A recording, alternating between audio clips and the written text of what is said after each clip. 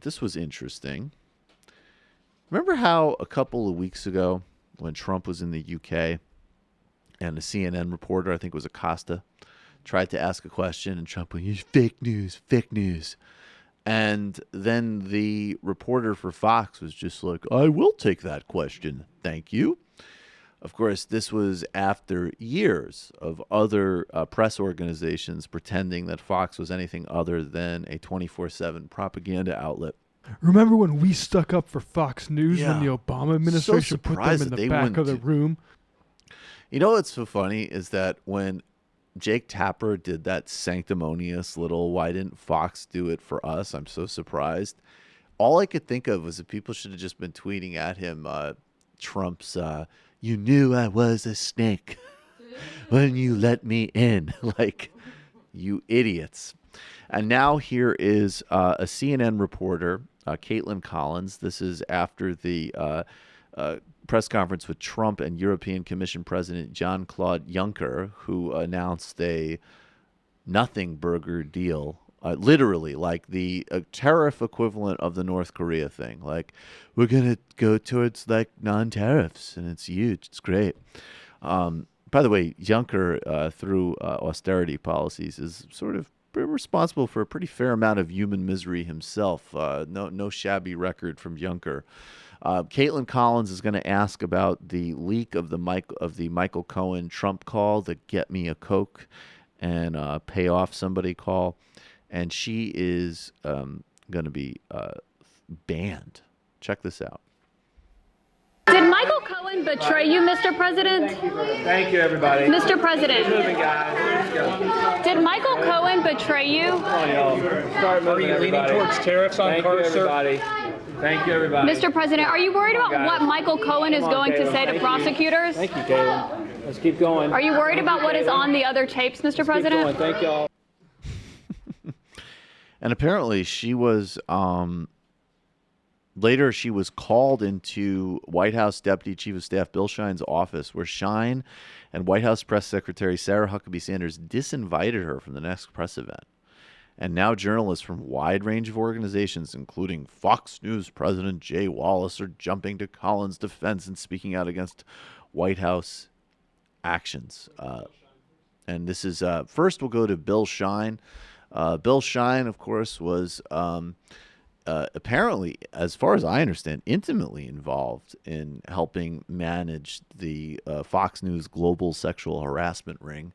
And now helped back the dump trucks full of money that had to deliver the settlement cash with. Right, settlement cash with. And I would just look up Bill Shine, Roger Ailes, Bill O'Reilly, and the whole cabal of them. And I guess, frankly, if we're not living in a world where Bill Shine is like doing penance in a work camp, I guess it makes total sense that he works at the Trump administration. It seems like a natural move. Also, look up Bill Shine's wife. Now, here's Bill Shine talking about what happened. Ask her if we ever use the word ban. I've seen it on lower thirds. What word would you use, Bill? What word would you use?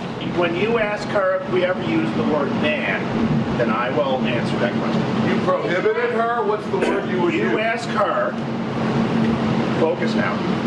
You ask her if we ever use the word ban. Okay. So that's just the classic what they do. That's just, let's get lost in a second order pedantic nonsense. There was some troll who used to tweet at me all the time, and it was a Sam Harris troll. And what was interesting was that every single thing was always like you tweet out a piece on the Supreme Court upholding the Muslim ban, and the headline of this particular piece was white supremacist decision, and which, by the way, it was. That is a objectively accurate statement. But the response was always like, how could you expect to be taken seriously with a headline like that, even if you are right about the case? Something to that effect. These people always do second-order pedantry. So it's like, did Bill Shine and Sarah Huckabee Sanders technically say that she was banned? Maybe they didn't technically use that word. The upshot is she asked the president a question he didn't want to have asked, and she was not invited to cover the next event. Okay. And that is a substantive attack on free press, even if it's a relatively trivial tabloid story. Even if you think the media is lame. Even right. if you think CNN is lame, we could all stipulate all this stuff. That matters. That's an attack on the press doing its job. And whether or not they use the specific word is, I'm going to go totally irrelevant, not just borderline irrelevant. Almost insultingly irrelevant. Almost insultingly irrelevant. And anybody who's trying to get you caught up in that second order conversation is either a liar, hack, or concern troll and should be dismissed as such. Hey, they didn't tell her she was banned, okay? They just asked her to please leave and not come back. Also, Right, sure. I said barred. I just looked up who She was barred. just looked up Bill Schein's wife. Oh, and you took the suggestion for apparently, some research there on Bill Schein's wife. I of course. Yeah, Bill Schein's wife, not good. Apparently, she said that women in the military should expect to be harassed, and she's also very upset that she's not allowed to use the N-word. So there you go. Yes. Well, no, I think she said anticipate not to be harassed. She never said expect. Never said expect. Oh, my bad. Totally misleading. See, we can do that kind of bullshit too. See, Bill will spill the beans on your wife.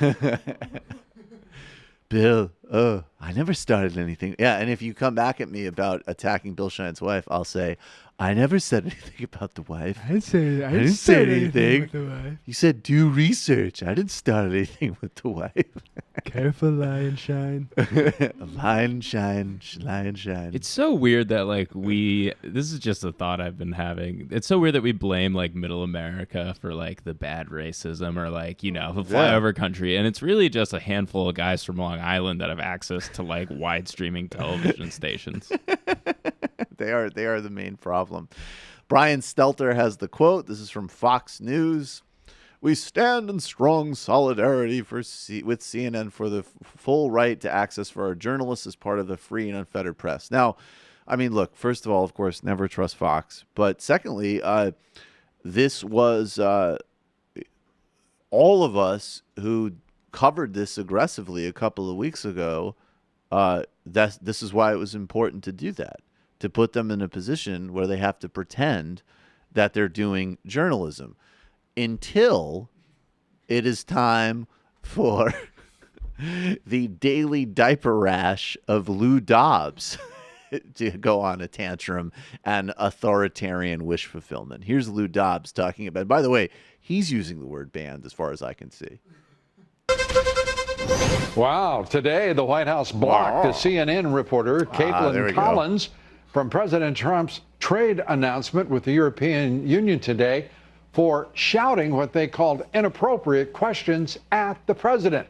CNN issued a statement saying in part, quote, this decision to bar a member of the press is retaliatory in nature and not indicative of an open and free press.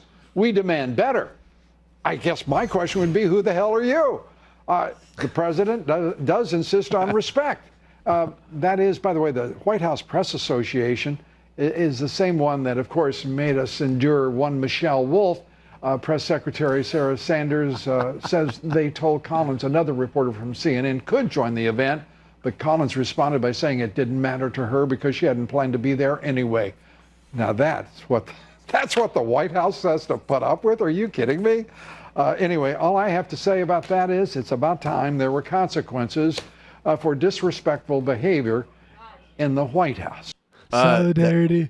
Solidarity forever. Thank you, Lou.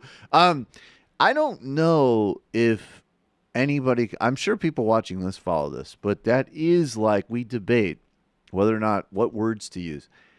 That is literal fascism, right? That is and by the way, let's be really clear. Okay. She didn't say, hey, you fat asshole.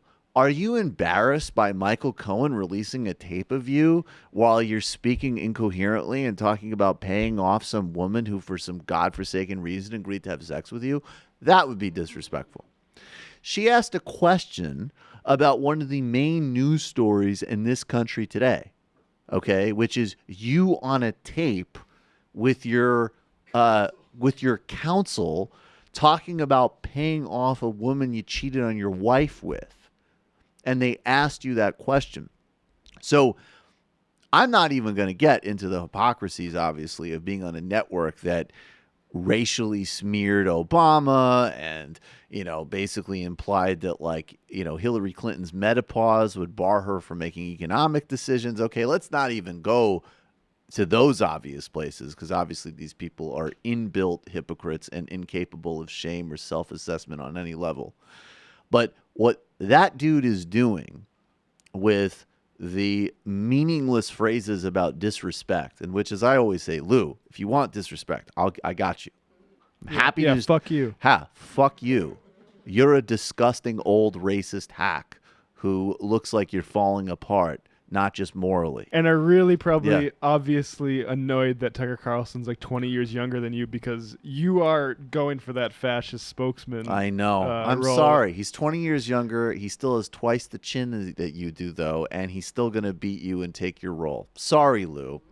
Okay? That's disrespect. I don't respect you or anybody in that White House. What she did was practice journalism, and what you are doing is advocating fascism. There has to be some form of punishment, people. It's got to be bad. It's got to be bad. And by the way, Jay, whatever the fuck his name is, the Fox News honcho who's trying to do some good PR, if you're serious about this, maybe it's time to call in your talent and remind them that you're pretending to be a journalistic outfit. Yeah, suspend Lou Dobbs for saying that. Yeah, that was pretty messed up. Maybe it's time to suspend Lou. I thought Lou's advocacy of fascism was pretty disrespectful, and I expect consequences.